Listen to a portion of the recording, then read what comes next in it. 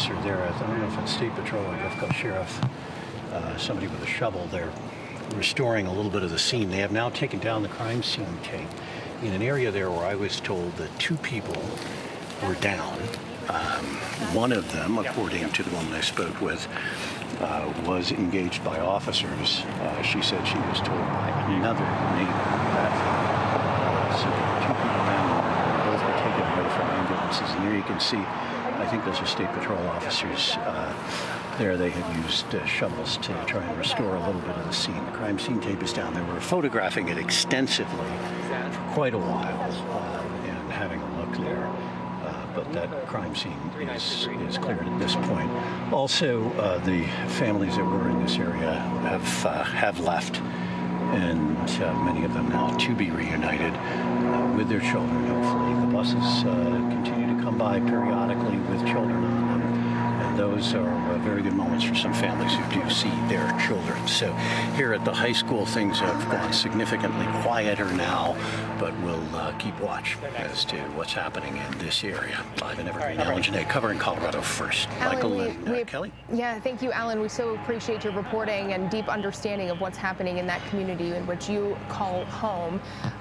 We have heard from a number of parents. We have heard now from some students getting a better idea of what has happened in Evergreen earlier today in that lunch hour when there was gunfire at Evergreen High School, sending 3 people to the hospital. As of what we heard from the last update, all 3 are still in critical condition, one of those 3 students being the shooter. So the glimmer of good news is that there is no active threat happening in that Evergreen community there in Jefferson County. Yeah, we did hear that from the Jefferson County Sheriff's Office. No danger to the community right now, but obviously a lot of heavy hearts as parents, those who Alan is talking to, are just waiting to be reunited with their kids. And again, Bergen Meadow Elementary is the place to be reunited if you do have a student at Evergreen High School. We know that high school has about 900 students at it. So obviously a large effort there to try and transport those students from from Evergreen High School to Bergen Meadow Elementary. This also having ripple effects across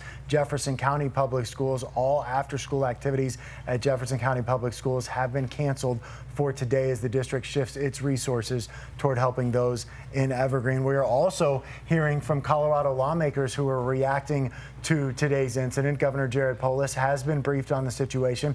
He posted on social media saying, in part, state troopers are supporting local law enforcement in responding to this situation. Students should be able to attend school safely and without fear across our state and nation. We are all praying for the victims and the entire community. Also hearing from Senator Michael Bennet, who said, "I am horrified to hear of the shooting at Evergreen High School near Denver today. Thank you to our law enforcement officers for their swift response to this tragedy.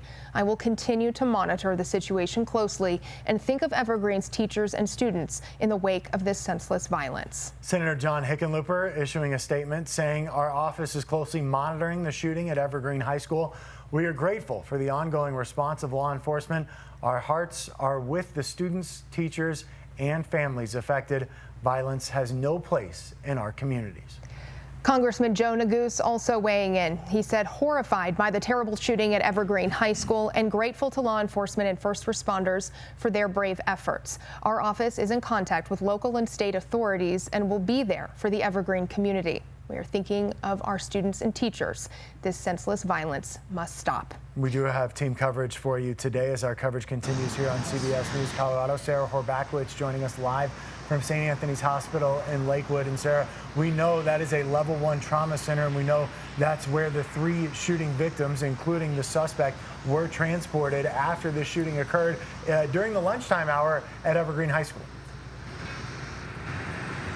Yeah, and you just read some of those statements from our politicians. And while that's important, it's also important to know this was where work is happening to help some of those victims. We know that there are 3 teenagers here after that shooting, one of them being the suspected shooter. And the hospital told us earlier when the CEO came out and spoke to us and said they're still working to find out more information. They're working with the sheriff's office. We asked a lot of questions. We asked how they got injured and how many shots may have been fired. Some of those questions still being worked on with the sheriff's office, but we know that each victim here or each person that's being treated is injured by a gunshot wound. We don't know how many, and we don't know if any were self-inflicted, but we know that the hospital said they are working to treat as much as they can, as fast as they can. That means these critically injured people are either in the emergency room or in ongoing surgery. We got that update just about an hour and a half ago, and so we are still checking in and waiting to see when the hospital may have more information for us. But of course, the hospital wants to prioritize treating those people and connecting with family members. Can you imagine being one of those family members whose loved one is in the hospital after a school shooting and you still don't know, or you're just finding out? We are still watching any in and out here as we see officers for the police walking up and down the entryway. Earlier, when we first got here, there was a lot of ambulances, many with the fire department. We've seen Jefferson County Sheriff's officers rushing in and out, but we were also told that as we see activity here, we don't want to necessarily relate that to the shooting. Some of it may be day to day, other emergencies that are happening. That's what the hospital told us as well, that they have a lot of patients here that they're working to treat. So while we work to find more information here, they are still trying to treat everyone here, and they don't want everything to be conflated related to this event. Now, the hospital said they also had a mass casualty training just a few weeks ago, and that training is part of why they can respond to something like this. This is a level 1 trauma center, and it is the closest level 1 trauma center to Evergreen. So that's part of why these people from Evergreen High School were transported here. We know that 2 of those people are victims in a school shooting, and one of them is the alleged shooter. That's something that unfortunately we've heard more often over the last few years. I did a story just a little while ago in Boulder, and they said a new study about just how many people are connected to a school shooting, and unfortunately this is going to be another event that will be with these people. We know that some family members are inside, and we're going to hope to learn more, but we will send it back to you for now. Your reporter Sarah Horbakowicz joining us live from St. Anthony's Hospital in Lakewood. Sarah, thank you for your reporting, and we know you will have more on this incident coming up. Again, if you're just joining us here, here's the latest at this hour. 3 students have been hurt. One of the students hurt is the suspected shooter. Jackie Kelly from the Jeffco Sheriff's Office said they don't know if that shooter is even old enough to drive, and they're not exactly sure where on campus this shooting happened. The school has been cleared and swept. Students are being reunited at Bergen Meadow Elementary. We know that is just north of the high school. And important to note right now, we do know that there is no danger to the community, according to authorities. You have been watching special coverage on CBS News Colorado and CBSColorado.com. CBS News Colorado at 4 starts right now. Right now in Jefferson County, an enormous police scene. There's got to be over 100, for sure, over 100, maybe a couple hundred cops here right now. After a shooting at Evergreen High School. 3 people who were transported to the hospital. One of those 3 is our shooter. All of those students in critical condition. Each of the victims that we have sustained gunshot wounds. Parents rushing to reunite with their children. For the rest of the families at the school, they're trying to figure out where do I need to be and is my child okay? This is the scariest thing you could ever think that could happen.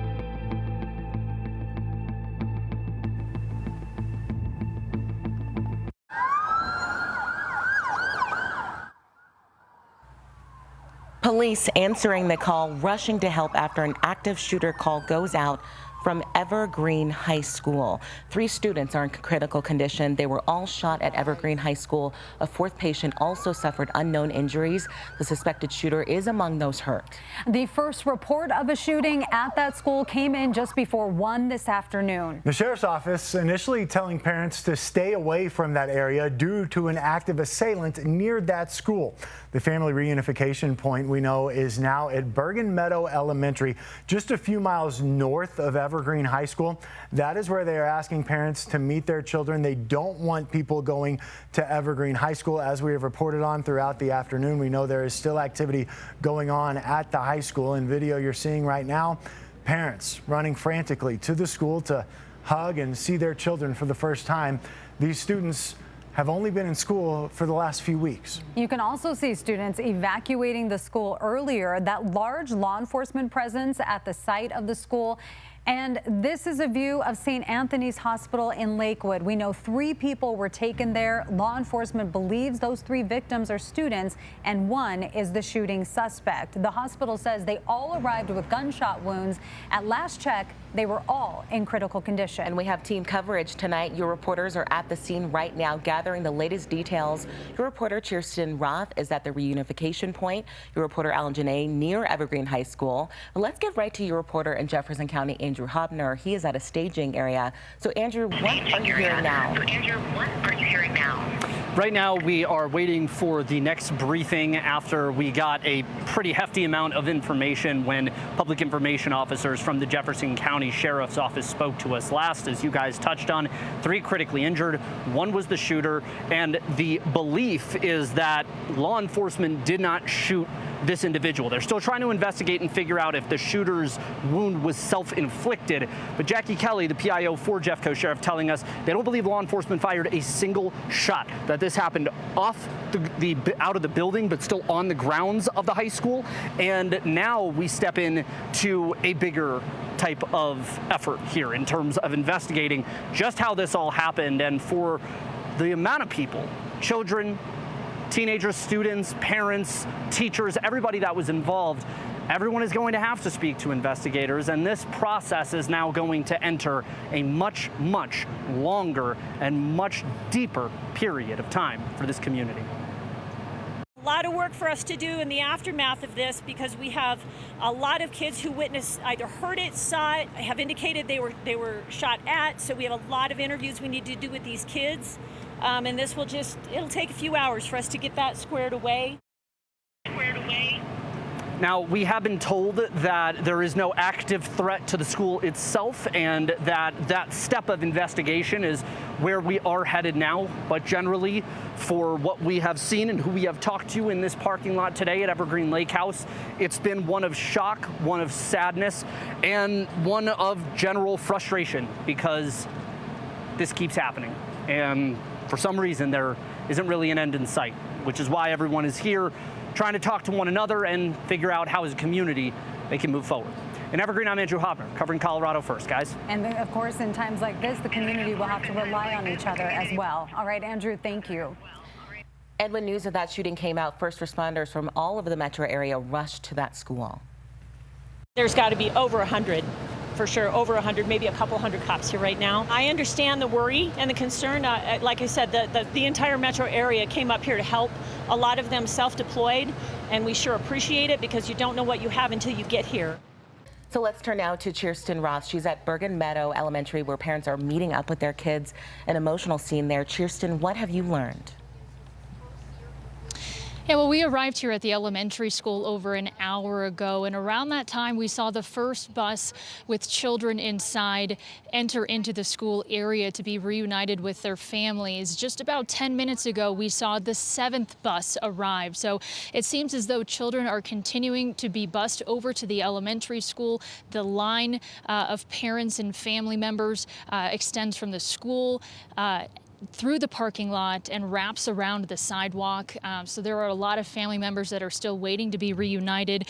As we've spoken with students, they say it happened during their lunchtime. They say a PA announcement began, and over the loudspeakers, the message was locks, lights, out of sight, on repeat. Locks, lights, out of sight. And I'm told to them that means they go hunker down, they get into a classroom, they take coverage. But since it happened during a lunch hour, a lot of them were really scared. They found a door that they were able to exit. It looks as though an 8th bus is arriving as well. So a lot of those students were able to exit a door near the lunchroom. Some of them were able to take cover at nearby homes, get into their cars in their parking lot, call their parents.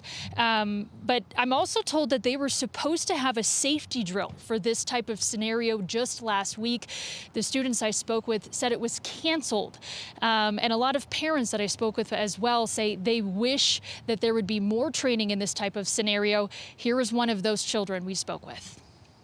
I know they've done drills at school, in classrooms, but they were at lunch. So that's something that many students had said, is that they just didn't even know what to do with like a lockdown drill with this happening at lunch.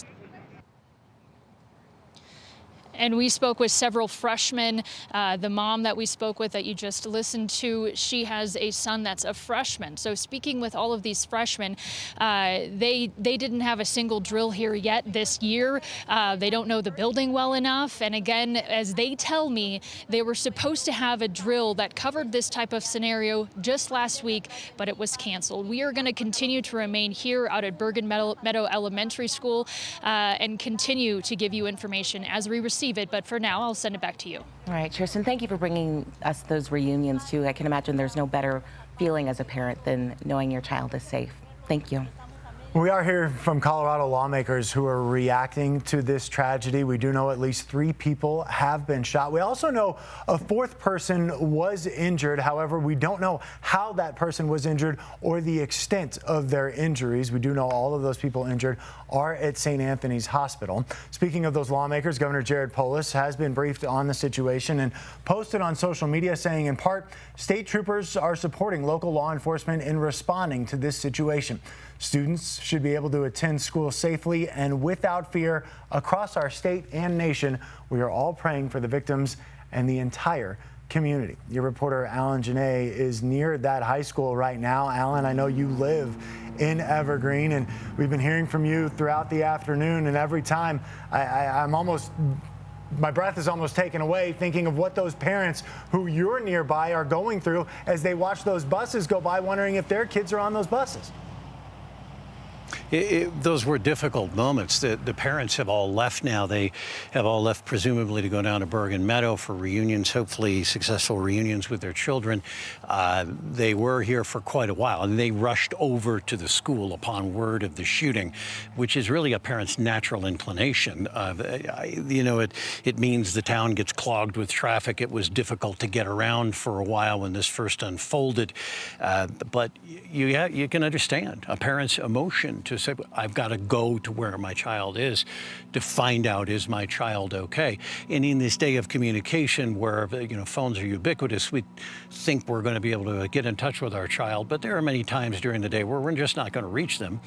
But if it happened today, that was especially difficult for the people who were here. And we had several discussions with some of the families who were here enduring that, and those were excruciating moments. And very difficult. Now, as we got here, we did speak with some people who were here when the shooting occurred. And one of them I talked to was a worker who was working on top of the school and heard the shooting beneath him. And here's what he had to tell me.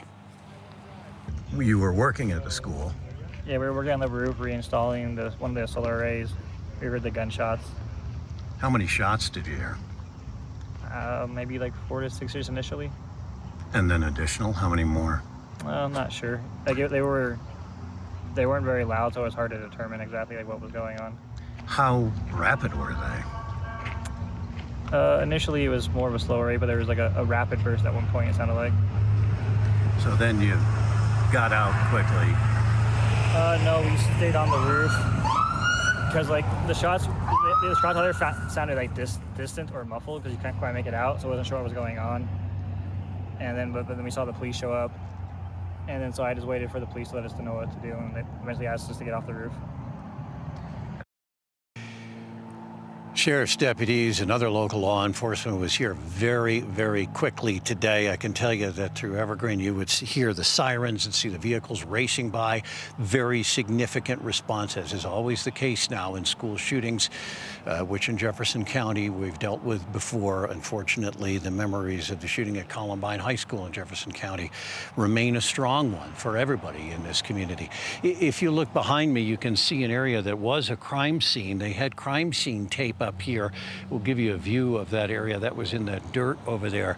A neighbor told me that she saw 2 people down in that area. She did convey to me that she believed that there had been shooting, but that's really still unclear in that area as to what happened, but those two people were taken off and by ambulance and removed from the scene. They have photographed the scene there at the base of that driveway, which is outside of the school here along Buffalo Park Road.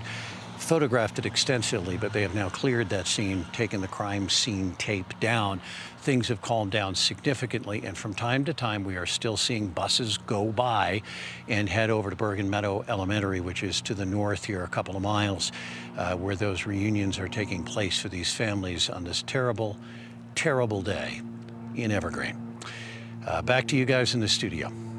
All right, Alan, Janae, Alan, we appreciate your coverage throughout the afternoon, and we'll check in with you again in just a little bit. And your reporter, Sarah Horbakowitz, is at St. Anthony's Hospital, where at least 4 people have been taken. Sarah, 3 of those victims are students.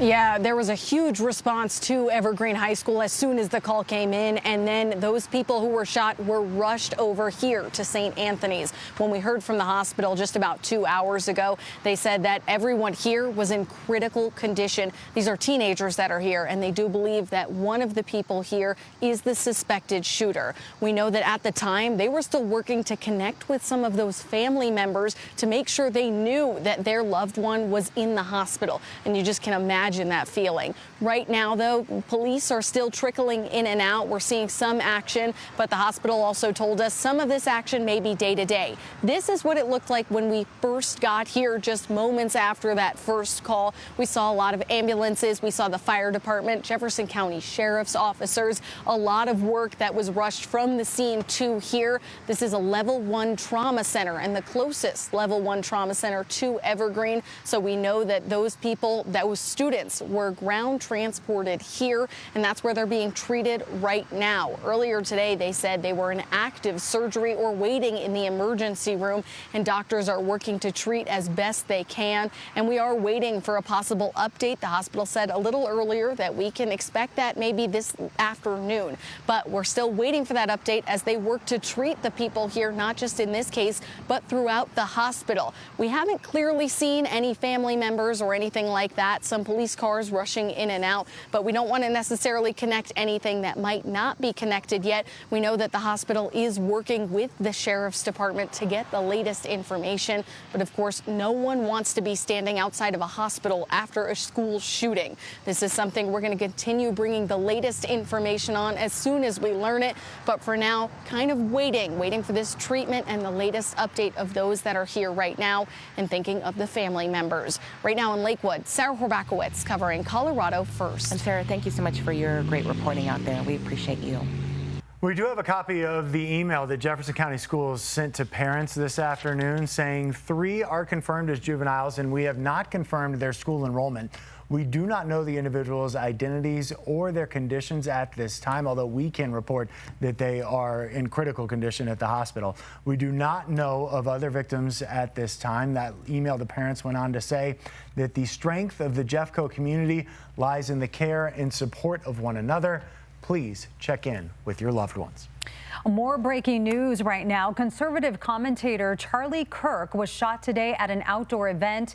He has now died. He was shot at an event in Utah Valley University. As Kirk addressed the crowd, a shot was fired. He was then rushed to the hospital. Kirk was a rising star in conservative politics and a fierce ally of President Trump. He regularly advocated for conservative politics on university campuses, and he was set to visit Colorado State University next week. Law enforcement are still looking for a suspect. And we continue to follow breaking news here in Colorado. At least 3 people shot at Evergreen High School today. They are in the hospital right now in critical condition. We also know another person is there with unknown injuries. That call came in at 12:24 this afternoon. Law enforcement is asking parents not to go to that school. Instead, they're asking people to go to Bergen Meadow Elementary School in order to be reunited with their students who were at Evergreen High School this afternoon. Our coverage of today's shooting continues right after this.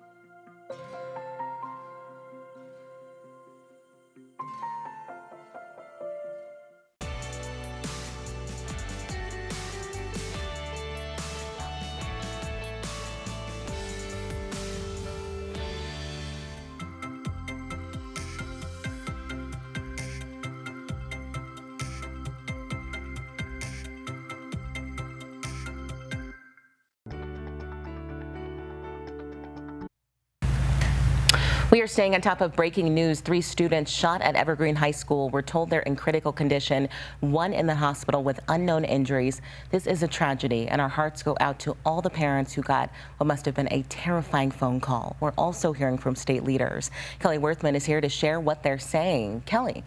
Yeah, Matt, Governor Polis says he is closely monitoring the situation that continues to unfold over at Evergreen High School and says he is getting live updates. He added in his statement, quote, "Students should be able to attend school safely and without fear across our state and nation. We are all praying for the victims and the entire community." We also heard from Senator Michael Bennet, who said, quote, "I am horrified to hear of the shooting at Evergreen High School near Denver today. Thank you to our law enforcement officers for their swift response to this tragedy." He goes on to say, "I will continue to monitor the situation closely and think of Evergreen's teachers and students in the wake of this senseless violence." Also among the state leaders responding, Senator John Hickenlooper. He issued a statement saying, quote, "Our office is closely monitoring the shooting at Evergreen High School. We are grateful for the ongoing response of our law enforcement. Our hearts are with the students, teachers, and families affected. Violence has no place in our communities." Congressman Joe Neguse also weighing in. He says, quote, "Horrified by the terrible shooting at Evergreen High School and grateful to law enforcement and first responders for their brave efforts. Our office is in contact with local and state authorities and will be there for the Evergreen community. Thinking of our students and teachers, this senseless violence must stop." Of course, we do expect to hear from more leaders as the afternoon continues and into the evening, and we will bring you those updates as we get them. Kelly, thank you. Turning now to your first alert weather as we take a live look outside. You can see some clouds there over the mountains. Want to get things over to First Alert meteorologist Lauren Whitney, who has the latest on your forecast. Well, we have some rain down in the southwestern part of the state. We've had a little bit near Denver and up near Evergreen as well as we zoom on into the Denver area. Again, some rain near Broomfield right now, a little bit moving up near Ward in Boulder County. Not much out there, but again, we still have a chance of an isolated shower or two in Denver tonight.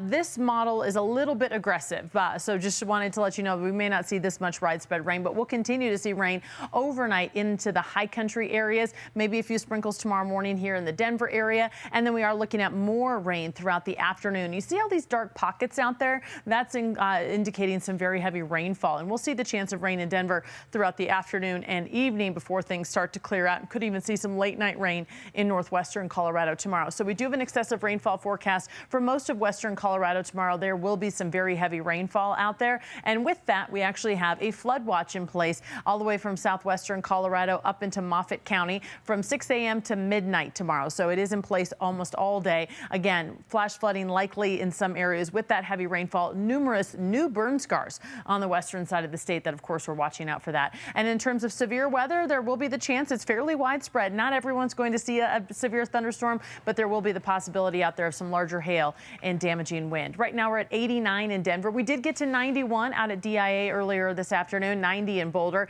Upper 80s out on the eastern plains right now, 83 in Steamboat, 85 in Avon, and 91 over in Grand Junction. Tomorrow, about the same, a couple of degrees cooler in some spots, 88 in Denver and Greeley and Fort Collins. Upper 90s in the southeast, almost 100 in Lamar tomorrow, low 90s in the northeast, 75 in Steamboat, 71 in Vail and Gunnison, and 83 over in Grand Junction. So we've had this big area of high pressure sticking with us all week, but as we head into Friday, we have a little cool shot that's going to move on through, knocks us down a little bit on Friday, and then a little bit more into the weekend. So we're looking at temperatures by Friday down to 81 and then 79 on Saturday. So we certainly feel that cool down around here. And then on Friday, we're looking at more heavy rain, especially for the western side of the state. So southwestern Colorado, most likely area to see some potential flash flooding. And then into Saturday, 79 degrees. And then on Sunday, we're looking at 80 with sunshine. It's really going to be a beautiful Sunday. Isolated storms possible early next week. All right, Lauren, thank you so much. We continue to follow that breaking news. At least 3 people shot at Evergreen High School. 1 person hurt with unknown injuries. That call came in just before 1 this afternoon. Law enforcement is asking parents not to go to that school. They are asking people instead to go to Bergen Meadow Elementary School to be reunited.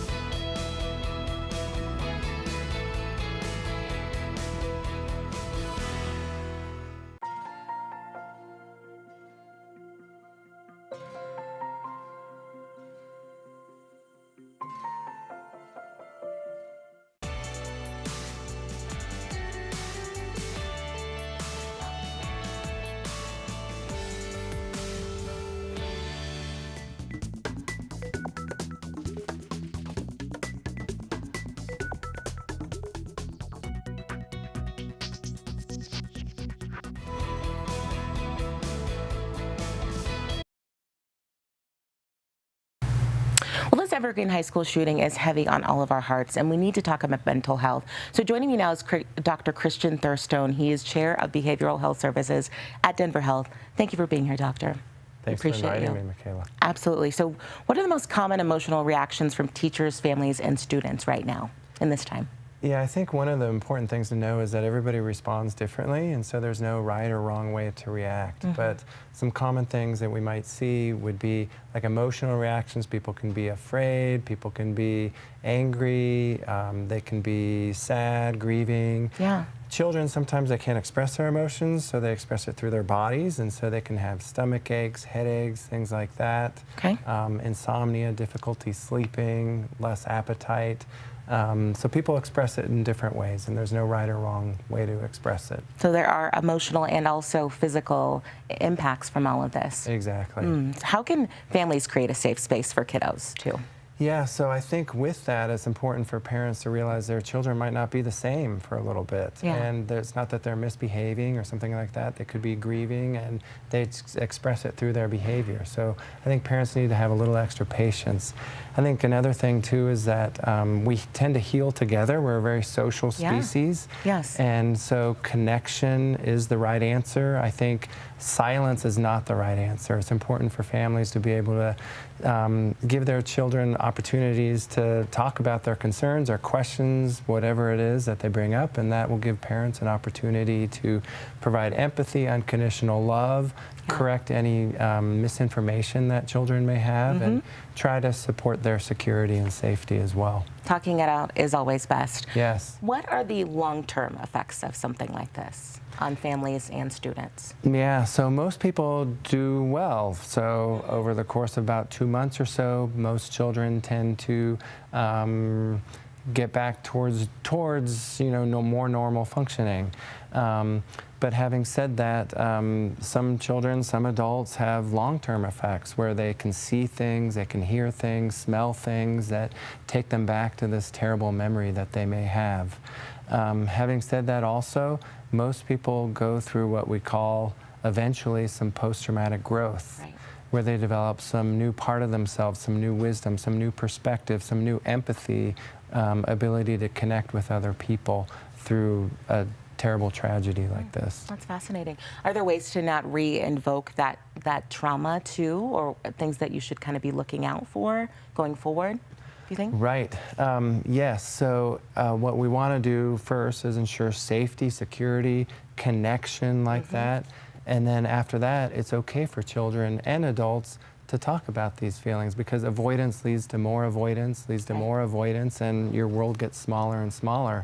But as we're able to talk about our stories, share it with other people, our world gets bigger and bigger. Very insightful. I love that.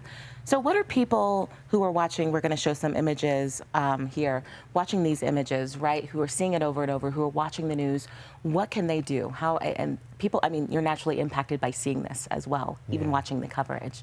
Yeah. What can they do? Yeah, so it depends on one's age. So, you know, for adults, they can watch it and view it and take it in as they see fit. And then for younger children, we probably want to limit how much exposure they have to this.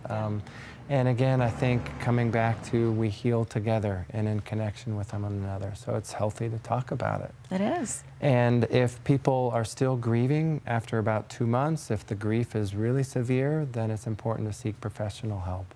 And that is key. For Yes. sure. Yes. Doctor, thank you so much for being here. We appreciate you and your wisdom and insight. So if you are watching and you're looking for some mental health resources, you can go to imattercolorado.org. It provides youth counseling. You can also head to 988 Colorado or call or text 9888. Your mental health, it matters. And we are continuing to follow the breaking news. At least 3 shot at Evergreen High School. That call came in just before 1 this afternoon. Law enforcement asking parents not to go to the school. They're asking people to instead go to Bergen Elementary School to be reunited with your student.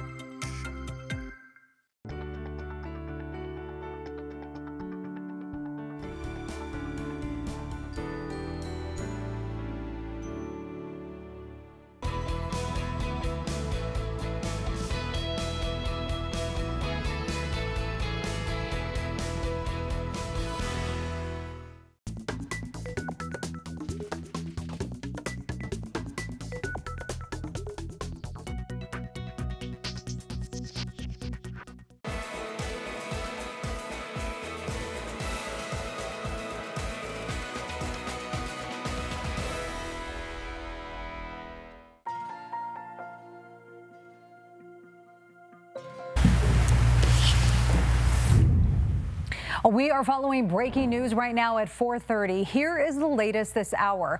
4 students have been hurt in a shooting at Evergreen High School. One of the students hurt is the suspected shooter. 3 students were shot. Jackie Kelly from the Jeffco Sheriff's Office said they don't even know if the suspect is old enough to drive. They're not exactly sure where the shooting happened. The school has been cleared, and students are being reunited with family members at Bergen Meadow Elementary. There's currently no danger to the community. That's according to authorities. And at least 3 people have been shot at Evergreen High School. The Sheriff's Office says they are in critical condition right now. That includes the suspected shooter. The first report of a shooting at the school came in just before 1 this afternoon. We know all 3 of those people are being treated at St. Anthony's Hospital in Lakewood. Jefferson County Sheriff is asking everyone to stay away from Evergreen High School right now. The reunification point is at Bergen Meadow Elementary School, just a few miles north of that high school. That is where they are asking parents to meet their children. They don't want people going to Evergreen High School right now. Again, if you're trying to reunite, we do know that high school has about 900 students in it. So if you're still trying to reunite with your student, you're asked to please go to Bergen Meadow Elementary. And ever since this, we've seen a lot of families, a lot of families show up to that school waiting to hear from their students. Also, students were evacuating the school earlier, and the large law enforcement presence at the site of the school. You can see this video from earlier from our copter. This is the scariest thing you could ever think that could happen. And these parents were really frightened, and so were the kids. And I know we always say not again, and here we are. But as quickly as we can get parents unified with their kids, there's going to be a lot of relief for some families. And now this is a view of St. Anthony's Hospital in Lakewood. We know 3 people were taken there. Law enforcement believes those 3 patients are students, and 1 is the suspected shooter. The hospital says they all arrived with gunshot wounds, and at last check, they were in critical condition.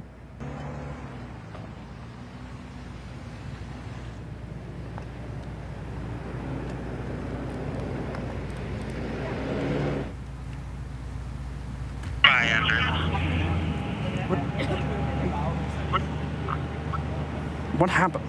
Go ahead, you're hot. Sorry, guys. For some reason, I wasn't able to hear the IFB. That is what we use to speak into our ear. But we are still sitting here at the press staging area, and one of the remarkable things that we've been seeing quite a bit of is actually parents with their kids, a variety of ages, some elementary school, some middle school age, coming in and actually driving into this parking lot and chatting with each other, just trying to get reconnected with one another, and saw personally a reunion between a high school age student and her mother. And the student said that she saw the shooting and was just held by her mother for a solid couple of minutes with a pretty heavy amount of emotion and tears, and I couldn't even imagine being in a parent's position like that, as many can, even law enforcement. Jackie Kelly, the public information officer for the Jefferson County Sheriff's Office, saying herself that it's hard to even fathom what it's like to be a parent in this situation. And because we still have so many different things to figure out in terms of the crime scene and where it was and how it happened, this investigation may take a little while, which is why you might have seen multiple crime scenes earlier at the high school today.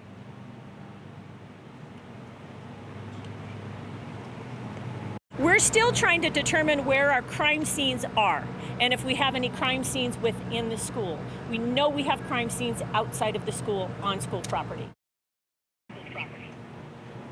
Now, we reached out to the Jefferson County Sheriff's Office to figure out when there is going to be another briefing, if there is going to be another briefing. Typically, when they move off of media staging areas like this, it's because they are in a briefing themselves with law enforcement agencies. Then they come down and deliver that news to us. So we will await whether or not there is going to be one last briefing here this afternoon here at Evergreen Lake House. But for now, reporting in Evergreen, Andrew Hobner, covering Colorado First. Well, there's a lot of work to be done. Jackie Kelly said earlier that the investigation may take a very long time because there are so many witnesses and people to talk to. So we'll see what happens. Andrew, thank you.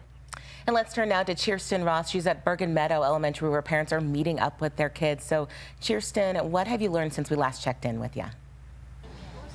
Well, we have been out at the elementary school for over 2.5 hours now, and we have seen 8 different school buses filled with kids bused to the school to be reunited with their families. When we first arrived, the first families were beginning to arrive as well. And at one point, we saw the line extend from the school through the parking lot and wrap around the sidewalk. Things have calmed down a little bit. The traffic has calmed down a little bit as more and more parents have been reunited with their children. And we've spoken with some of those families, and the students that we've spoken with say it either happened during their lunchtime or their gym time. And a PA announcement came over the speakers.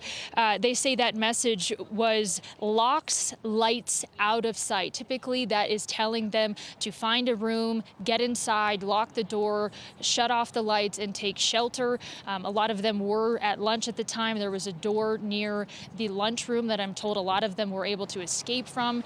Each student we spoke with have a different story of how it unfolded for them. Here are some of those students.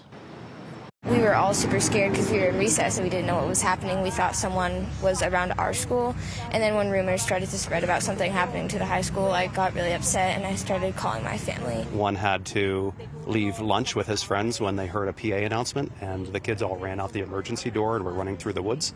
He took shelter in somebody's house, and then they guided other kids into that house as well. My older son was at home but drove back to the high school to check on his little brother and his friends, and he's still making sure that all his friends are okay. I'm told by some of the students they have a drill that they do about once a year to go over this type of scenario, and they were supposed to have that drill last week, but it was canceled. So we spoke with a lot of freshmen who they're just a few weeks into attending this high school who really didn't know what to do, and now they have to process something that they don't know where to begin to process. We have seen a lot of families leave with a bit of relief on their face amidst the sadness, the fear, and the anger, but we all know that these students and these families will carry this with them for a long time to come. It doesn't end here. As the students are reunited with their families, they will be processing this for a long time to come. And we will be here at Bergen Meadow Elementary School throughout the evening to give you updates as we receive them. But for now, I'll send it back to you. All right, Kirsten, thank you so much for being there for us. We appreciate you. And your reporter in the foothills, Ellen Janae, is near the school. Ellen, what are you hearing right now at the scene? Well, at the scene, you can see there are more law enforcement vehicles coming in, some coming in from as far as Larimer County here, Loveland here, Greeley over there protecting the street, Arvada police, just some of the law enforcement that has really overwhelmed this area because of the necessity of the situation here at Evergreen High School. Behind me is the high school here along Buffalo Park Road. Things are notably quieter. They have begun to bring in other equipment that begins this second stage of this investigation, and that is some of the investigative tools that they use to track down what's happened. I will note that off to my right over here at the corner of Buffalo Park and Olive Road, there was a crime scene earlier with crime scene tape up. A neighbor told us that she saw 2 people down there a little bit earlier, but I don't have verification of that, what exactly happened there. But for quite a while, they were collecting evidence on that in that area, taking photographs and such, but they've now cleared this crime scene off to my left. This was an area where many parents arrived and came to try and find out what's going on with their children. They were held up here by deputies, and just a few of them were here, maybe a handful, a dozen or so were here waiting, just trying to get that contact, that word from their children. And then I did talk with a woman, Jen Weber, who did get the word from their child that they were okay. Her ex-husband had actually gone to the school. He was on the school bus. She watched the school bus pass as her son, a freshman, headed off to the elementary school where the other children were being taken. And it was a very, very emotional moment for her. It's got to be tough. Yeah. On the bus going by. I had to stay. I kept saying to leave, but I had to stay and just make sure he was on the bus and going. But you just saw him, his face, Is he okay? Have you talked to him? He's texted me a couple times to to let me know he's okay. And he called me one time as they were going from the high school to the elementary, just letting me know he was okay. But I know he had to stay for some interviews. So difficult, all those moments for these families that were out here trying to get word, trying to understand something, what happened. And if you're out of touch for a time period with your child, you don't know the answer to what's happened. Are they okay? But those people who came here just, they needed to do that. They felt that they had to go to the high school, even though people are told stay away from the high school. It is understandable as a parent, myself and any other parents out there, but that might be something that you would want to do.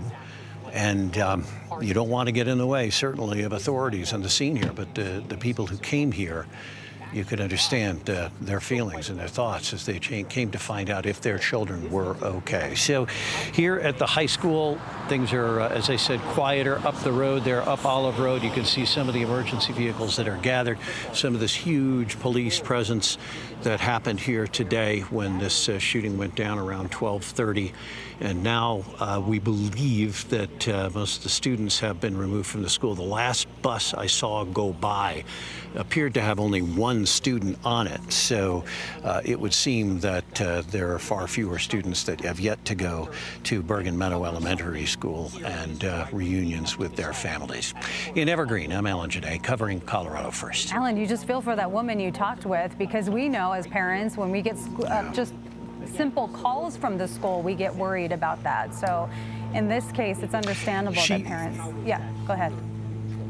And you saw in that video, right? She had told us that she had a little conversation. She was texting with her son. All that's fine, but it's on this device that you've got, right? But then when you see the face of your child, then you really understand it is tangible. My child's okay, that he's there. That's different than a contact on a device. That's what makes us human, right?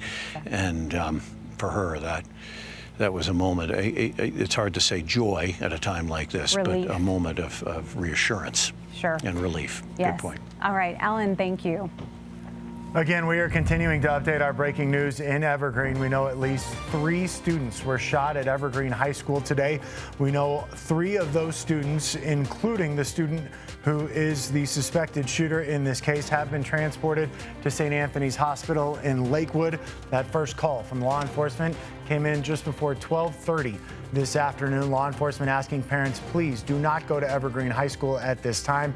The reunification location, again, is Bergen Elementary School, just north of that high school. We will, of course, continue to keep you updated on this breaking news situation. And we do have some rain in parts of the state, and we're watching even more on the way for tomorrow and into Friday. We'll break down details coming up in your First Alert forecast.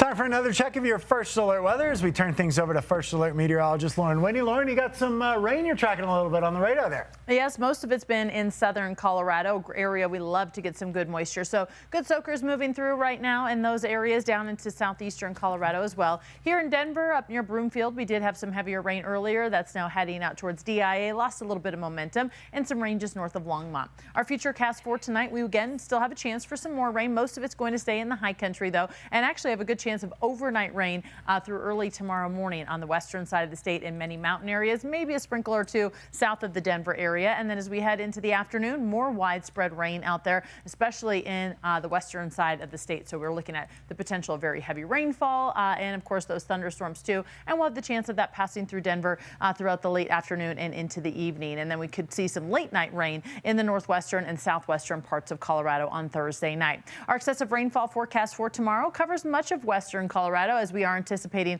many areas to receive some heavy rainfall. We know there's a lot of new burn scars on the western side of the state, so we have a flood watch in place from 6 a.m. through midnight on Thursday for many areas of the high country and down to the southwest and into northwestern Colorado. With that heavy rain near some of these fresh burn scars, there could be flash flooding very, very quickly. And we're also looking at the potential of severe weather too. All the areas in green, so that's widespread chances for some severe weather. And again, we could see some damaging wind and a hail and of course heavy rainfall. 89 in Denver right now. We did get to 91 earlier today, 90 in Boulder, upper 80s out on the eastern plains, 90 in La Junta, 83 in Steamboat, 91 in Grand Junction. It's still pretty warm tomorrow. 88 in Denver and Greeley, upper 90s in the southeast near Lamar, 91 in Yuma. High country slightly cooler in some spots, 75 in Steamboat, 71 in Vail, 83 over in Grand Junction. So our big area of high pressure starts to move out a little bit by Friday, and then we have a little cool shot of air coming our way on Friday and into Saturday. And that'll knock us down a little bit. On Friday,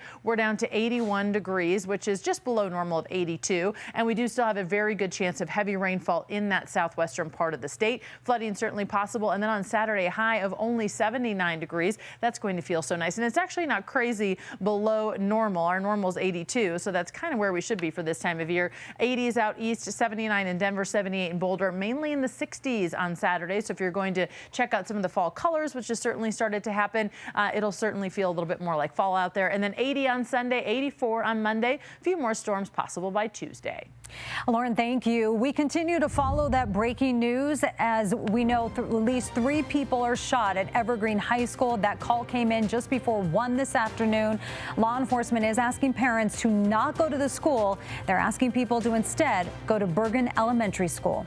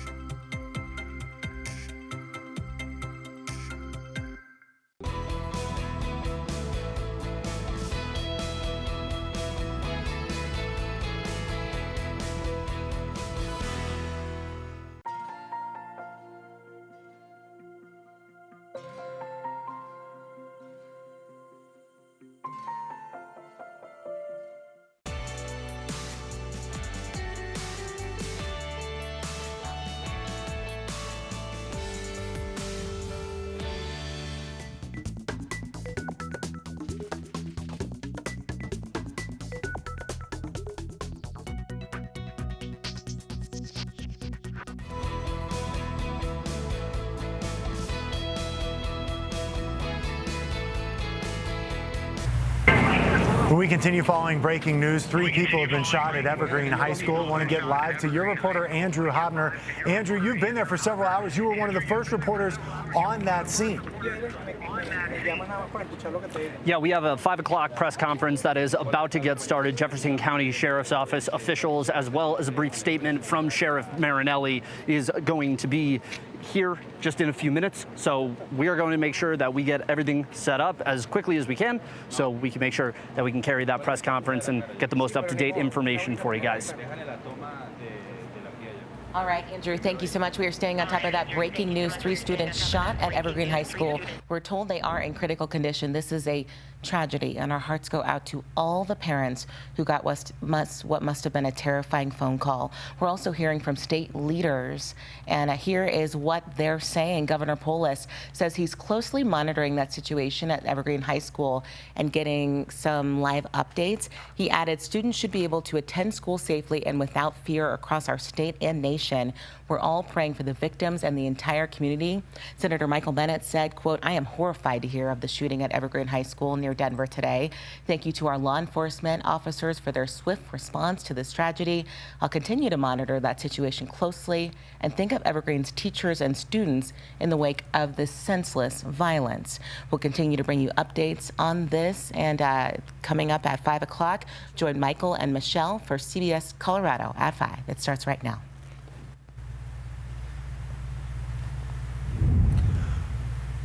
We continue to follow breaking news this evening in Evergreen, a foothills community just west of Denver. 3 students now in critical condition after a shooting at Evergreen High School. We do know one of those injured students is the suspected shooter. This shooting this afternoon now has another Colorado community dealing with the fear and aftermath of a school shooting. We want to go live to Evergreen for the latest with the news conference with Jackie Kelly, the public information officer of the Jefferson County Sheriff's Office. Is Keley. The updates are that we are now saying that the shooter is a juvenile male. We're not giving an age yet. The weapon used today was a handgun, a revolver handgun. We did determine that we have multiple scenes at the school. We have some scenes inside the school where some shootings occurred, and then outside the school as well. So several crime scenes to process, and lots of people to interview. There were a lot of kids inside the school who saw it, heard it, witnessed something, so we'll be tied up with those interviews for some time. Obviously, we're going to focus on that suspect's home, his car, his locker, all the things that we need to do to find out more about him and maybe why this happened. We were asked a question about explosives, and there's no reason so far for us to believe that there's anything related to explosives involved in this. Any writings that might be out there, anything on social media, we just don't know those things yet. Reunification went, I don't know if it went really well. It was bumpy because we had kids running in every direction, to the library, to the substation, to a couple different schools. Once we got that organized, we're down to about 25 students left in reunification. So if you are a parent who's still not been united with your child, we want you to do that. And as soon as reunification is done, we will open up Highway 73 and Highway 74, and so you can move about through downtown Evergreen again. FBI's evidence response team is here, and they'll be assisting with the crime scene. ATF is also here, and then so many jurisdictions, I can't name them right now, a couple hundred. And just to verify, all 3 that were transported immediately from the school sustained gunshot wounds. And we think that that's it. There have been some talk about a 4th transport, and we just haven't been able to nail it down. I don't know why, but that's where we're at. Yeah. Status of those 3, are they still critical? Last I heard, still critical. Any other questions from me? Have you had any contact with the parents of the alleged shooter? I believe parents for all victims and suspects are identified, and at least initially there's been some conversation. You say that the shooter was shot. Can you confirm again, was that by law enforcement? Was that self-inflicted? Was that on school grounds? All shootings occurred on school grounds, some inside, some outside, thus the variety of crime scenes. Law enforcement did not fire a weapon today, and the suspect does have gunshot wounds. Did law Not that I'm aware of. Not that I'm aware of. Did the shooter attend Evergreen High School, or is that not? Is the shooter from Evergreen High School? That's what I was told. It's a student at the school. Does the shooter know the other two individuals? We haven't been able to talk with the shooter. We're going to have to do some of that hard work ourselves. We have a lot of kids to interview. That'll probably help shed a lot of light on relationships and acquaintances. Jackie, you mentioned that the parents are at the hospital with the shooter. If you're in the process of getting a search warrant, are you allowed to go in that home without the parents there? Will you enter the home without them being there? Or will you wait for them? Once we have a warrant, we're going to do the work we need to do. Whether they're, I'm sorry? Sorry, can you finish that? Whether they're there or not? I don't know what the warrant says. I don't know what's in the affidavit, but we are going to do the work that needs to be done. Certainly, I'm sure we'd like to work with the family, but we'll do the job we have to do. Jackie, you said earlier there were hundreds of witnesses, but 2 shot. Is there any indication that this was targeted or random or? All of those are still possibilities on the table. We have 3 people who are shot. We have 1 suspect and then 2 victims. Okay. Do you have a sense, Jackie, of like narrative of where shooting started? Was it outside of school, into school? Was it in the school? I think it's those kids and teachers are going to help us piece it together. We know that we've got multiple crime scenes, and those interviews are going to help us figure out where it started and where it went next and where it ended up. What's So the we role just don't know of the that. school resource officer? Can you talk about that at all? Say that again. A school resource officer, how quickly did that process? There was no school resource officer at the school. Jeffco was on scene within 2 minutes, and we were in contact with the shooter within 5. It's never fast enough, but we're very grateful that it was as quick as it was. So how was he apprehended? Was it by the Jeffco school resource officer that arrived, or other law enforcement, or did they just arrive and he had already suffered a gunshot? Do we know the timeline of? I can't give you I wish I could give you all that detail. I can't do that yet. The first on scene were pretty quick to find, they were at the school and pretty quick to find our suspect. And what happened next will be something that I'd love to share tomorrow if we can. Jackie, you said the gunman was not shot by law enforcement. You just said that law enforcement made contact within 5 minutes. Are you in a position now to say that the gunman shot himself? I can't say that. I can tell you that we did not fire a weapon today at the school. So what should we conclude from that?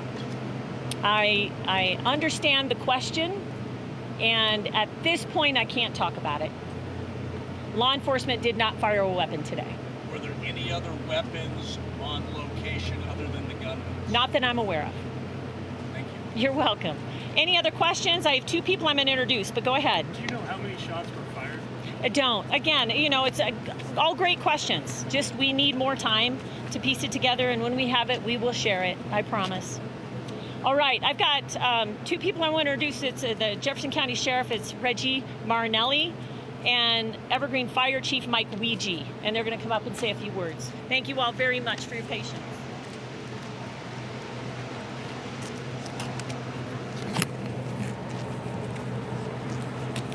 Good evening, everyone.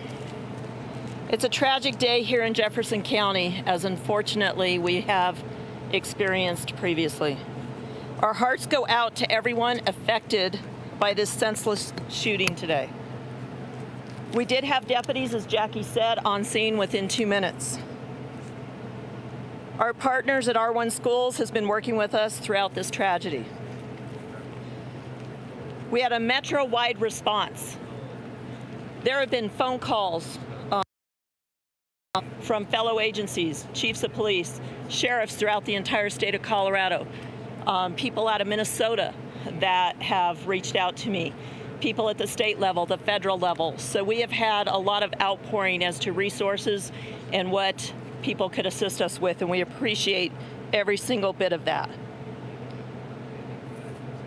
This investigation will go on. We don't know how long. It's possible it will last days. We will release what we can when we can.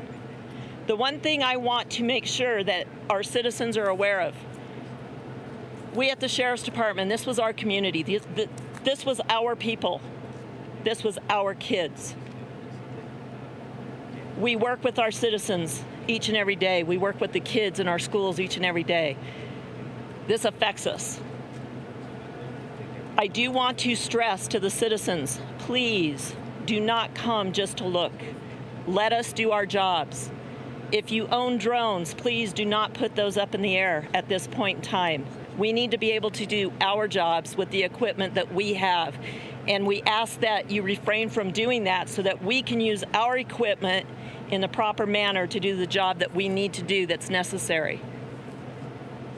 So on behalf of the Sheriff's Department, our hearts go out again to everybody affected by this, to our community. This is not just the people that affected today, but to the people that have been affected previously, where this is going to bring up some of what has happened in the past. A lot of care and concern for anybody and everybody that this affects. Thank you.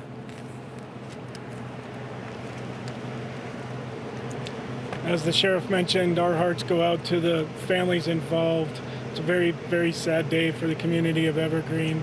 Evergreen Fire Rescue's role currently is in support of law enforcement as they continue to do their work. Evergreen's a strong, resilient community. I know we're all going to pull together around this. Say your name to the mic, sir. My name's Mike Weege, W-E-E-G-E. Sheriff, obviously it's an emotional day for you. Can you give us perspective? You've worked here for many years. The call comes in, your crew responds. Can you take us through that? Unfortunately, we've trained very hard for this with our response partners, including the sheriff's office. So pieces fell into place. Our neighboring communities responded, as the sheriff mentioned. This was really a metro response up into the mountains to help us out. We had a lot of resources on scene to be able to handle this, and that training really kicked in. It came together very quickly. The sheriff's office did a fantastic job pulling together a command post, and we're fortunate to have such great partners all around us. You're trained to manage your emotions. There's something going on inside. Talk to us. A lot of our responders live here. I live here. As the sheriff said, this is our community. So when something happens this close, it's difficult, but we have a job to do, and everybody came together and did their job. Sheriff, can you elaborate on the metro-wide response? I wish I could. I cannot even tell you how many different jurisdictions are up here helping us at this point in time. I know that Arapahoe County reached out, Denver, State Patrol, all the federal, FBI, ATF, Summit County reached out to me, Boulder County reached out to me. Those on scene are obviously our city jurisdictions with Arvada and Lakewood and Golden and Wheat Ridge. And so I can't even begin to tell you how many people are up here. We have history of working together as a team. We, as Chief Weege just mentioned, we train for this. We're prepared for this. It's not something we want to prepare for, but we are prepared. And when it is time to put that hard preparation to work, we are able to do it, and do it within fraction of seconds, quite frankly, to make sure that it comes together. Our biggest concern today, one of the biggest concerns, along with many other ones, was making sure that these students get back with their families. And so that reunification was huge to us. As many of you, I'm sure, experienced getting up here with the road conditions, with all the first responders getting up here. It got a little congested, but we made it work because of that preparation and that training that we have been doing for many years. Sheriff, what do you say to parents, not just in this community, but people connected to this community, where there's wide periods of time where you guys have to do your job, but in that period, there's not any information that they can find or disseminate? I mean, how do you guys, as a law enforcement body, try to impress patience upon people during a very stressful time in which all they want is as much information as humanly possible, as fast as possible? I can tell you this, I would never use the words patience with parents that are wanting to know where their kids are and if they are safe.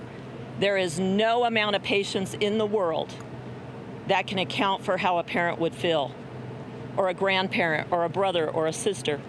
or the children of the teachers. So patience is not something I would use. Just know that we are getting there as fast as we can to handle the situation. We are getting our experts in the field that deal with you guys on a regular basis, which is Mark Techmeyer and Jackie, so that you guys can get that information as quickly as possible so that our parents and our family members and the loved ones can find that information quickly. So hopefully that answered your question. Did you guys have any drones? Not your office, but did you have civilian drones in the airspace today? We did not. I learned from the quarry fire. I learned from the fires in California, and I learned from the floods in Texas. We need to get that information out quickly so that it doesn't hinder what we need to do. So that is the only reason I stated that, was so that there is not a hindrance in the future of what we need to do to get our investigation completed. Thanks you guys very much. Appreciate your patience today.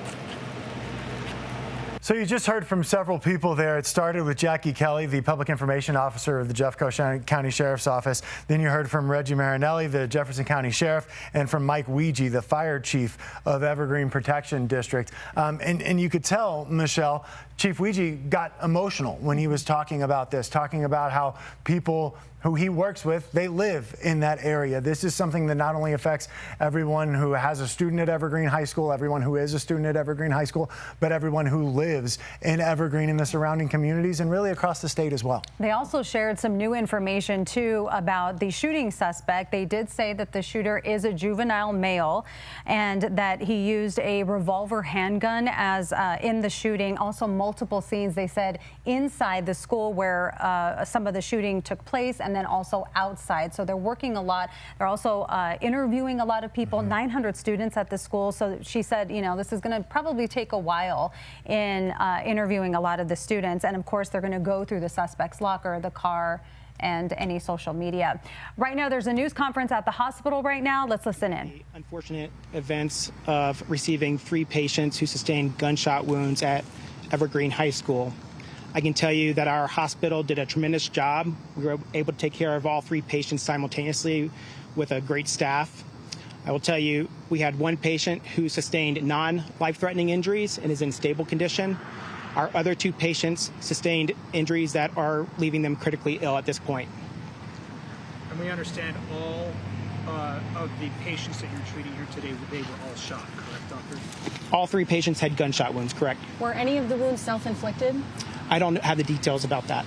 Can you go into a little more detail, Dr. Blackwood, about how you responded and what kind of system was in place, and also what kind of care each patient received? Sure. Unfortunately, traumatic injuries like this happen routinely here. Us being a level 1 trauma center, we take care of penetrating wounds all the time. So we usually have a little bit of a heads up. We're lucky when we do. In this case, this morning, we had about 5 to 10 minutes of prep time hearing that patients were coming. We weren't sure exactly how many patients, so we prepared for multiple. And that allowed us to take care of the patients very quickly when they came in. We have a big team that responds to incidents like this. The whole hospital, kind of shifts gears and is ready to respond to any number of patients that present. So we have a great ED staff, a great trauma team, lots of providers who show up and are ready to take care of patients as soon as they arrive. In this case, we received 3 patients kind of simultaneously in order, a few minutes apart, and we had a team that was prepped and ready to go. Did they all go into surgery right away? Can you tell us anything? No. All 3 patients came into the emergency department first, where we could assess them and decide what they needed. Are there any that had multiple gunshot wounds? I don't want to go into the details of the patient's injuries at this time. But you could say right now, doctor, at this point, do you believe all of these patients will recover at this point? What I can say right now is that 1 patient has non-life-threatening injuries and is stable. The other 2 are critically injured. Okay. I know you're limited. I don't have the details on that information. The sheriff's office would. Do you understand 1 is still in surgery at this very moment? Was a few minutes ago? I believe he's out of surgery now, or just got out of surgery. Okay. Your hospital actually underwent critical training just a few weeks ago. I would imagine that played a significant role in preparation for today. Can you talk about that? Yeah, unfortunately, we never know when these events are going to happen. So at least a few times a year, we do training dedicated towards mass casualty incidents. But recently, we did one dedicated to, a shooting incident where we received multiple patients that essentially, received gunshot wounds. This was just a couple weeks ago. So that routine practice always allows us to be better prepped for when these things occur in real life. Unfortunately, they are going to happen at some point, and we want to be ready when they do. So the families are here, I understand, of some of the students that came here. How do you personally prep yourself to talk to these families, to let them know how their children are doing? It's really hard. I try and be straight into the point because I don't want to beat around the bush about what's going on. But, as a father myself, I can put myself in their shoes and kind of understand what they're going through. And I just try and be supportive and caring to them in this time. Unfortunately, these events don't just affect the patient. It affects the families, the friends of the patients, the school, the community, and we want to be mindful of all those people. So you're the trauma director here, and you actually happen to be on call today. I am. What's going to happen from this point forward?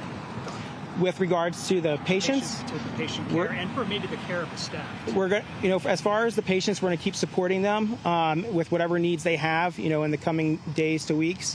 As far as the staff, we try and be supportive of staff. An incident like this can be really stressful and can make the staff, sad and depressed. And so we want to support our staff as well. We've already had a few meetings afterwards to make sure the staff is doing okay. I'm sure we'll have more in the coming days. Have you been in touch with every family member of the 3 victims or the 3 people here? All family members have been updated. Is it difficult in a situation like this where you have one perpetrator that you're treating, so to speak, and then victims, and how you treat those families and keeping them separate and that sort of thing? Are you also trained on that? We do have training on how to deal with those things. Luckily, that's not something that we have to deal with often, but we work as a team to give the patients what they need and to be there for the family members. How have you worked with the Sheriff's Department and the other responding agencies in a case like this? So, the Sheriff's Department and all the agencies like EMS, fire, participate in these drills that we do. So, we have protocols aligned for how we communicate with each other and help control the scene, all these things. Luckily we've practiced for this, and the Sheriff Department has been a great partner today in helping us through this incident. How long do you think the patients will be here? Hard to say at this point. I know you say you train on this, but it must be more difficult when the patients are juveniles, young people, kids. Talk about that and just the trauma of that for your staff and how you'll treat that. It's always hard, honestly, with any age patient when something like this happens. It's unexpected. It's shocking to the patients, to their family members, to the community. We work really hard on just being supportive, not just medically, but in any way possible. Have you worked on patients who've been involved in a school shooting before, Doctor? We have. You have. Can you explain to viewers what a level 1 trauma center is and how it's different from other hospitals? Sure. Basically, a level 1 trauma center is one that is equipped to taking care of the most severely injured trauma patients, the ones that have the most complex issues, the most complex needs. We go through lots of requirements to make sure we are up to speed and doing the things we need to do to be that level 1 trauma center. We work with both the state as well as the American College of Surgeons to make sure that our hospital is doing everything possible to be ready for events like this, or honestly any traumatic injuries. Can you speak a little bit more about the 2 patients who are in critical care? Are you anticipating them continuing to be in that critical care for days, weeks, possibly? What do you know about them? Right now, I don't really want to give any more details about their where they are right now as far as their situation. I know your information is limited on what you can disclose about the patients, but can you say if they were they're awake right now, or if they were able to talk to mom and dad? I don't want to go to any details about the patients currently. Okay. Can you speak to the setting inside? We can see that there's a lot of officers here. Are law enforcement officers talking with patients? Are they filling the holes? There's definitely more activity inside the hospital, and it's, I wouldn't say it's in any way disrupting the scenes. The law enforcement officers are being very mindful of the other patients we're taking care of inside, but they're being available as we need them. How do you navigate? That was just Dr. Brian Blackwood, the trauma program medical director at St. Anthony's Hospital in Lakewood. We do know that the 3 people who sustained gunshot wounds today at Evergreen High School were treated and are still are at that hospital tonight. We do know that one of those patients is the suspect. We also know that 2 patients are critically injured and 1 patient did receive non-life-threatening injuries. We don't know the status of the suspect, but compared to the 2 other people who were the innocent victims in this shooting. But obviously, we will, of course, continue to keep working and update you on this situation. So once word of the shooting started to spread, panicked parents rushed to the area. Now, the district set up a place for parents to reunite with their students at Bergen Meadow Elementary. Your reporter Tori Mason is live there tonight. And Tori, you've been talking with these families. Yes, and there are still a few students still here looking for their families, but for the most part, it seems that most families have been reunited. The students I spoke to, they were visibly shaken. I spoke to one boy who says he ran to the band room when he first heard shots. At one point, he came face to face with the shooter. The shooter was actually shooting at him. He got a look at him. He said it could have been a student, but at the time he wasn't entirely sure. I'm sure he's one of the many students that'll be interviewed as part of this investigation. Now, the parents I spoke to, they said they first knew something was wrong as soon as they got that call. They never get calls in the middle of the day. I've heard from several students who say the school was actually scheduled to have a lockdown drill last week, but it got postponed. But they heard over the intercom, locks, light, out of sight. I spoke to a lot of freshmen today who are still getting acquainted with that building in their new school. I didn't really see anything. I was in the gymnasium, and I just walked out, and then I heard gunshots and I ran. It was a lot. I couldn't really explain it. It's just I was scared to death and speechless. I also heard from a middle schooler who has 2 siblings, 2 brothers at that high school, and she says that she heard what was going on, but she was too afraid to call them out of fear that the ringing on their cell phones would put them in even more danger. That's just not the way a typical 7th grader would be thinking. But these kids, they've grown up in a different time, and it's so unfortunate. It is unfortunate. Tori, thank you.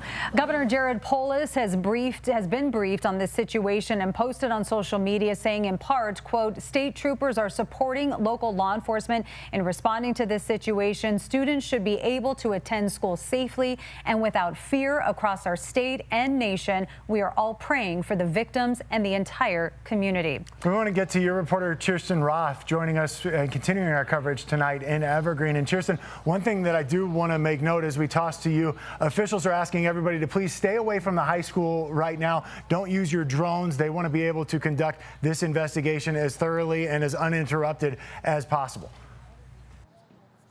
Yeah, that's exactly right. And we have been out at the elementary for over 3 hours now, and we've watched as hundreds of parents came to the elementary school to be reunited with their children.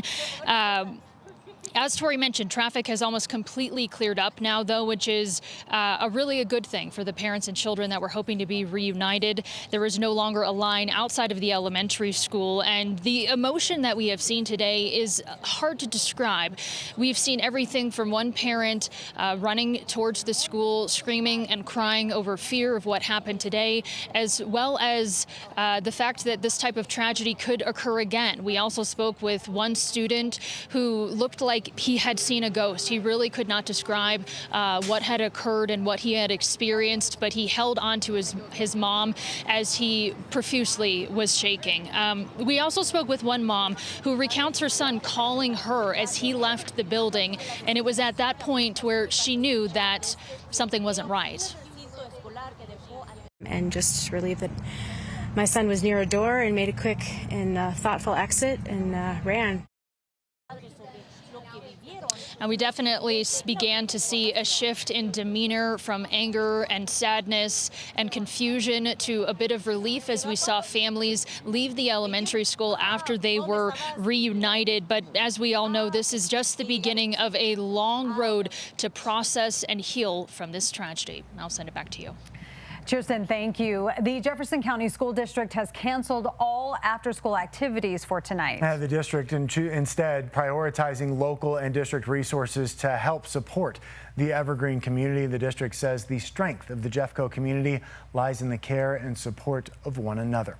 We want to send things back out to Evergreen. Your reporter in Jefferson County, Andrew Hobner. And Andrew, I know you've been on scene there at the Evergreen Lake all afternoon.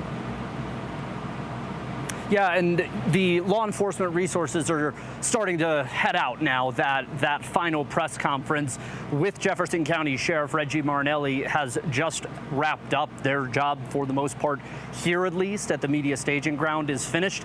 But the next step is going to be the investigation and also how to potentially try and rebuild a community such as this. It has been a lot to watch people come in, tearfully hug their children, tearfully hug each other. It's something that we have to report on and something we have to talk about, but it is something that is very hard to convey, even in images. Just the sheer weight of the emotion that comes off of those types of interactions. And there is going to be a lot of repair needed in a community like Evergreen, as it is for any community that goes through something like this. But everybody up here that we've talked to is already willing. It doesn't matter if they have kids at school or not, that live up in this town or not, that have just been passing through or not. Everyone is willing and ready to scramble whatever resources humanly possible, be it a plate of cookies or, mental health resources for people to be able to help them get into a space where they feel like they can move forward. And that is really something that we've been hearing from a lot of people out here today, and something we're likely to see in the days, weeks, and months ahead here in Evergreen. But as police presence starts to leave the staging area, we will still remain here as our coverage continues. And this probably won't be the last that you hear of us here in Evergreen, as we have a great many stories and things to talk about and people to discuss as we move forward here. Michael? Okay, Andrew, thank you. And here's what we know right now. 3 students are in critical condition after a shooting at Evergreen High School. Investigators confirm one of the injured students is the suspected shooter. We did hear from Dr. Brian Blackwood at St. Anthony's Hospital, who says one of the victims is in stable condition right now with non-life-threatening injuries. 2 are critically ill. We also know that that school has been cleared, and investigators say there is no longer a threat to this community. We do know that there is about 20 to 25 students still trying to be reunited with their family. That reunification process is happening at Bergen Meadow Elementary School. That is just north of the high school. So we know there are some parents out there who still have not been able to connect with their students who were at Evergreen High School. Bergen Meadow Elementary School is the place to do that. And again, officials in Evergreen asking everyone, please stay away from the high school, stay away from these areas that were impacted today. Don't launch your drones. They want to make sure that they can do this investigation without interruption. Yeah, sometimes in situations like this, curiosity brings people out. And also, this is a time for the community to really come together. So we're going to continue to follow this. We're also following this tonight, too. Charlie Kirk, a conservative political activist, has died. Kirk was at an event at Utah Valley University and addressing a large crowd when he was shot. Tonight, we know the FBI has a suspect in custody, and we are waiting to learn more. Kirk was 31 years old. He was the co-founder and CEO of the youth organization Turning Point USA and a close ally of President Trump, who called him a great guy from top to bottom. I have covered Charlie Kirk for a long time, have spoken to him at so many political events over the years. This is someone who has galvanized conservatives across the country. He is seen as someone. And Kirk was scheduled to bring his Great American Comeback Tour to the CSU campus next week. We will have more coverage of today's breaking news on our streaming service, CBS News Colorado. For now, the evening news is next. Right now in Jefferson County, an enormous police scene. There's got to be over 100. For sure, over 100, maybe a couple hundred cops here right now. After a shooting at Evergreen High School. 3 people who were transported to the hospital. One of those 3 is our shooter. All of those students in critical condition. Each of the victims that we have sustained gunshot wounds. Parents rushing to reunite with their children. For the rest of the families at the school, they're trying to figure out where do I need to be and is my child okay? This is the scariest thing you could ever think that could happen.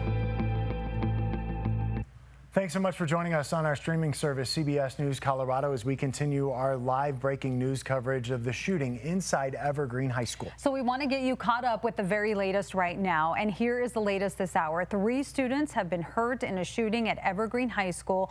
All 3 have been shot. One of the students hurt is the suspected shooter, a juvenile male who used a revolver handgun in this shooting. Jefferson County leaders still have many students to interview and crime scenes to process. Multiple scenes inside and outside of the school, and right now they are focused on the suspect's home, car, and locker. And parents, they have been reunited with their kids at Bergen Meadow Elementary. It's a few miles away from Evergreen High School. First responders trying to keep as many people away from the scene at Evergreen High as possible, and we do have a team of reporters to bring you updates tonight. We have had team coverage of this for you really all afternoon. That first call came into law enforcement at 12:24 this afternoon. We want to get to your reporter in Jefferson County, Andrew Hobner, who is live in Evergreen. Andrew, I know you've been there all afternoon gathering information.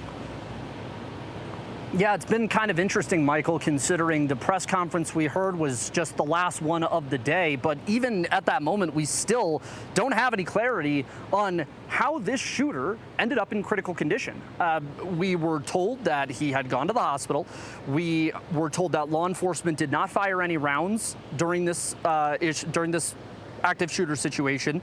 And we know that Jeffco Schools arrived 2 minutes in, but we couldn't get confirmation about whether or not his injuries were the result of a self-inflicted gunshot wound. And it has been that kind of day, I'd imagine, for a lot of parents, people we've talked to in the parking lot here, people that our colleagues have talked to at Bergen Elementary, as well as Evergreen High School itself, and just trying to figure out how to balance allowing law enforcement to do their job, but also trying to get the news, especially as a parent that is trying to get reunited with their child. It's been a very hard day, especially for the parents at Evergreen High School.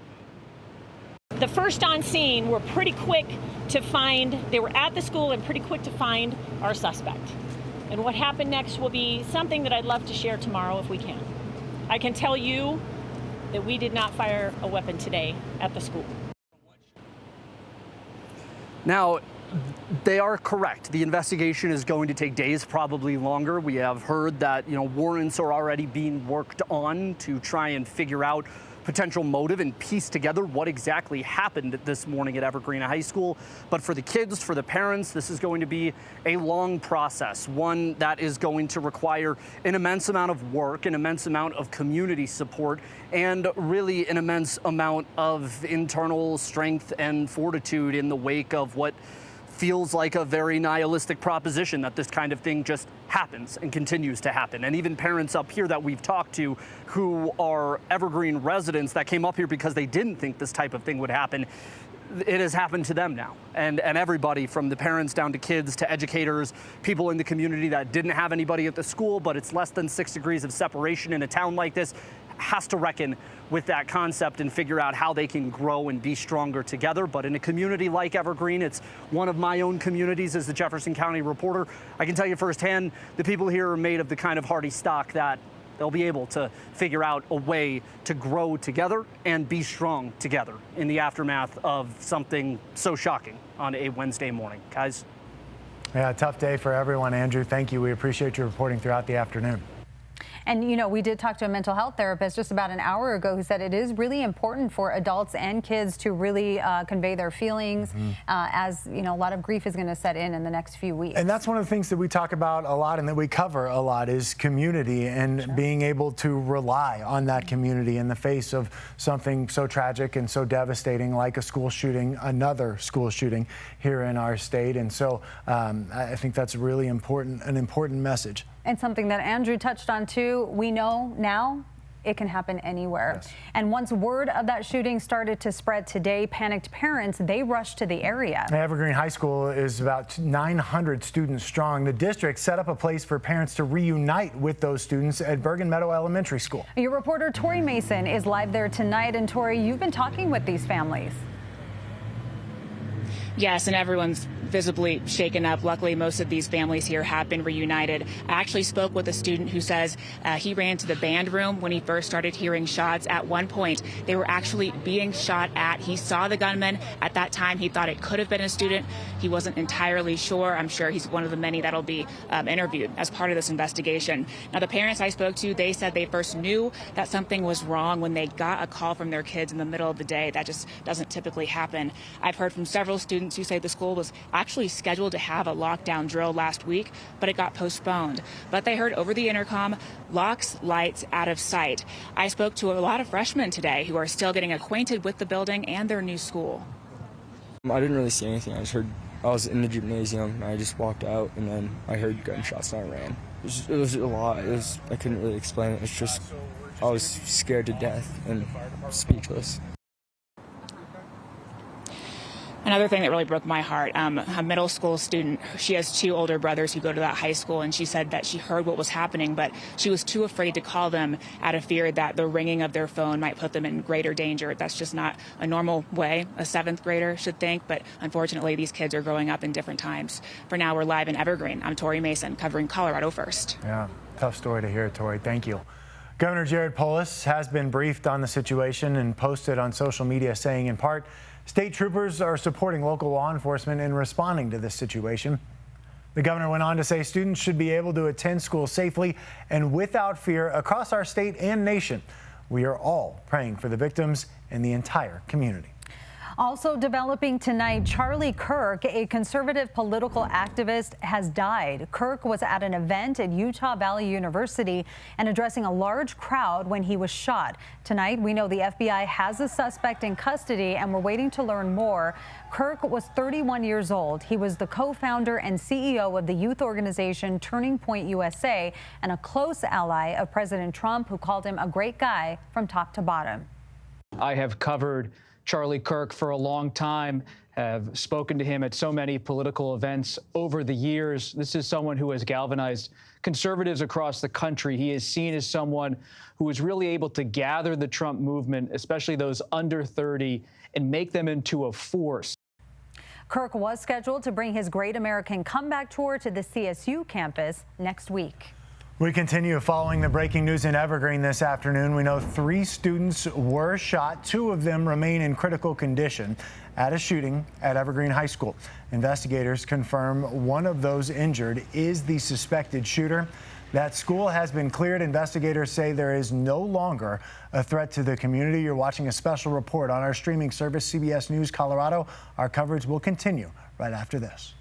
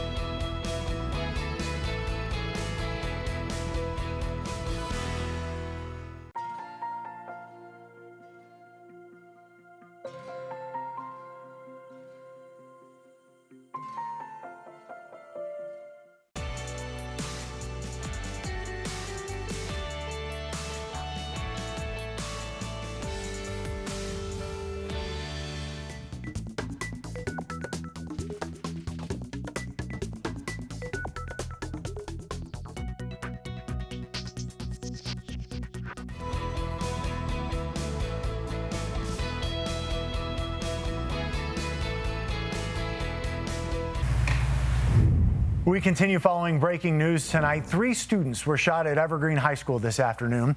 Those 3 students, including the suspect in this case, were taken to St. Anthony's Hospital in Lakewood. We do know that 2 of those students remain in critical condition right now. That school has been cleared, and investigators say there is no longer a threat to the community. All after-school activities planned for the entire Jeffco School District tonight have been canceled. And we did just get an update on the patients who are being treated in Lakewood. So here is what the doctor had to say. In this case, we received 3 patients kind of simultaneously in order, a few minutes apart, and we had a team that was prepped and ready to go. Did they all go into surgery right away? Can you tell us anything? No. All 3 patients came in to the emergency department first, where we could assess them and decide what they needed. What I can say right now is that 1 patient has non-life-threatening injuries and is stable. The other 2 are critically injured. Sarah Horbakowitz is there. We're going to hear from her at 6 o'clock. We do want to get an update on your First Alert weather tonight. I want to turn things over to First Alert Chief Meteorologist Dave Aguilera, who joins us in studio as we take a live shot from Lookout Mountain. Yeah, looking out there. We had a couple of little baby thunderstorms go over the area, and that was about it today. It felt a lot like summer today, though. Our high temperature today managed to zoom all the way up to 91 degrees. Normally, we're about 82 this time of year, so a pretty warm day. Record is 99, so nowhere near the records. Very ironic today, right around 2 o'clock or so, we had a little thunderstorm, the only one that was cooking right over Evergreen, and that was about it.